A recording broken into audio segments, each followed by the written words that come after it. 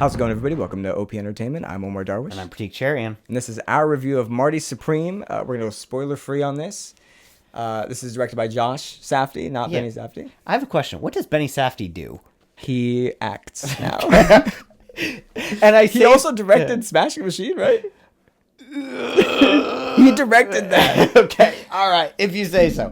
I say that because my, in a nutshell, review of this movie is if you've seen Uncut Gems or if you've seen Good Time, which are both Safdie brothers directed movies, you get the vibe of this movie right away. And so I ask again, if this is what Josh Safdie brings, what does Benny You're saying he didn't bring any of that flair to Smashing Machine? Yeah, I don't know what he does. In the Safdie brothers productions, I don't know what he does, because I see what Josh does. It's all of this. We're kind of... So, what'd you think of this movie? I really enjoyed it. And I didn't. Go on. I thought that, again, like those other... It's going to be hard for me not to constantly be referencing those movies. Yeah. Because, again, like those movies, this movie does a fantastic job at making you feel tension, at putting you... at making you feel what's at stake for your main character specifically, and highlighting, I'm trying to think of a nice way, highlighting a douchebag. That's not even a nice way of saying it. Highlighting a douchebag. Highlighting a douchebag and the self-destructive choices that he makes at each and every turn. Sure. On his way of chasing these stakes. I can say that I agree. Yeah. I agree with all of that. Yeah. Yeah. And so I think... Where our mileage probably varies is in how much you enjoy being put into 2 hours of high tension all the time. Yeah. As you have a character that's kind of, at times you can almost lash out at the character because you're just like, I wish you would stop making mistakes so I could stop sitting in this stress for all this time. So, okay, I'm gonna start there. If you'll let me, because that's exactly right, except for I was out from the beginning on that aspect. This character is just not redeemable at all, and they tell you that from the beginning. They show you that from the beginning. I said this jokingly off camera, but the more I think about it, the more I agree with that. I think this is Kanye's favorite movie. I'm cutting that. No, this is Kanye's favorite movie, and if you've seen this movie, you know why. He's Jewish. He can say that. Oh, God. Listen, I love Good Time, and I enjoyed Uncut Gems for what it was, but I feel like Hollywood, and putting a more of a magnifying glass on it, the Safdies, I've been trying to recreate this tension-filled, we're pulling on the guitar string, you're on the edge of your seat the whole time, random chaos, you don't expect the next thing that's happening, and it's just one bad thing after the next. And I'm waiting for you. All of this sounds great. On the edge of your seat at all times. That sounds fantastic. Yeah. What do you mean? On the edge of your seat of all times is good, but you have to be invested in the characters. And for you were, and I think a lot of people are. I'm definitely in the minority on this. But Marty Supreme for me was not, or Marty Mauser has no redeemable qualities. He's not just a little bit of a dick. He's a dick. He's not just a little bit of a... It's spoilers to go into how bad this is. He's terrible. He's terrible. He's the worst person you would ever want to... You'd never want to have a sandwich or a beer with this guy. I'm sorry. I mean, as long as you're prepared to pay for it. I think right, yeah. Fine. I don't know. And I love Timothée Chalamet. I think you do get... This actor has the charm and the charisma to pull off something like this. I just don't know...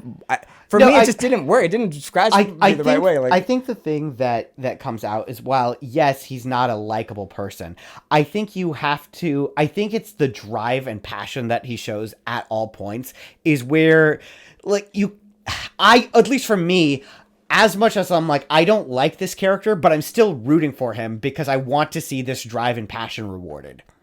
And I think that Chalamet does a great job at showcasing that specific drive. And I think that also is what sets his character apart from some of those other movies we keep mentioning. Sure. And I love the passion and the drive, but for me, I don't care how passionate or how big your drive is. If you're very, very minor spoiler, you can cut it if you think. But this guy's an to his mom. He's an to everyone in his family. He's an to everybody that he meets. I'm sorry, but what a dick. How can I root for this guy in any way? I don't want to see this guy win.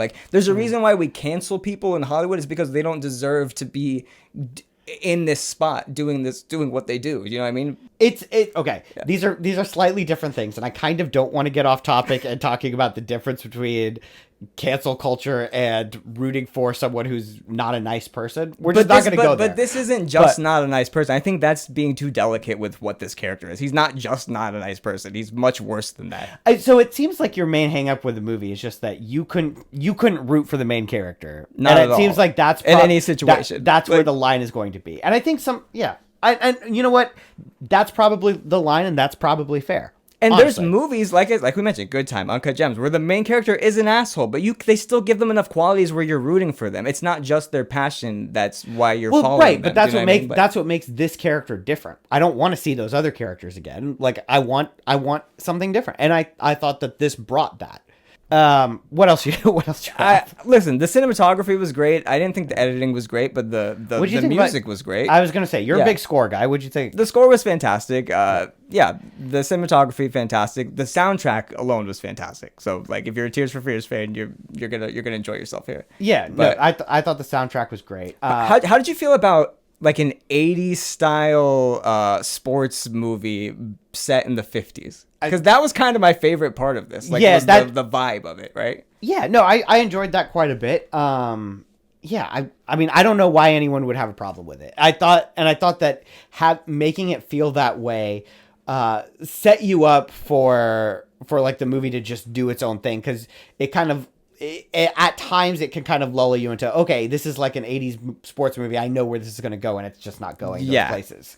Yeah, and that's probably the biggest credit I can give the movie, because I hate when movies like in different time periods use music and stuff that's like I don't want to hear Beyonce in The Great Gatsby, right? That really pulls me out of it because it's just not the right time period. And this, it's seamless. Like they're playing 80s, 90s music, right? And it's in the 50s. So that was great.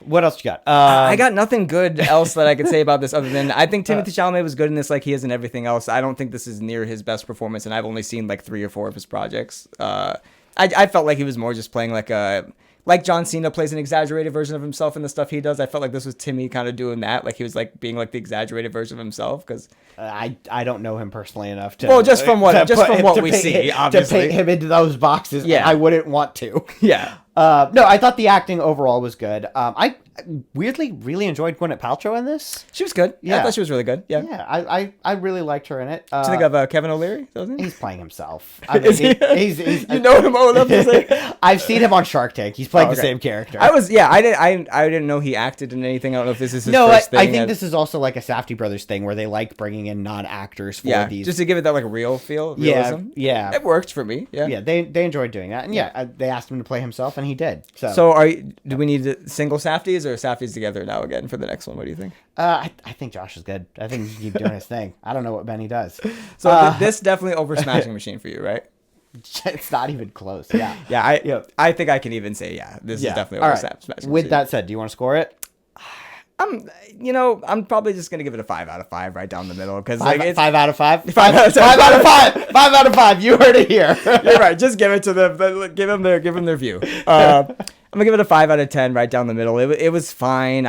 For me, I can't follow a character that's this morally gray. I'll just say that without getting into specifics. For 2.5 hours of what seemingly random chaos, it was orchestrated well and it was entertaining enough, but like it's hard to like really feel for them in the moments when they're playing a match and you want them to win. You're supposed to root for them, and like I don't really care about this guy and his success when he's this terrible. I'm gonna stop you there. Yeah, glaze the movie for you. No, it's not even that. I'm giving it a 9.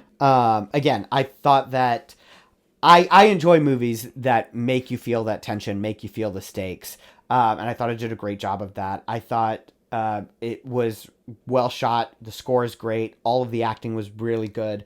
I mean, again, I think really the deduction is just for the movie can sometimes feel long. I think when you're making people sit in that tension, every single person has a different breaking point.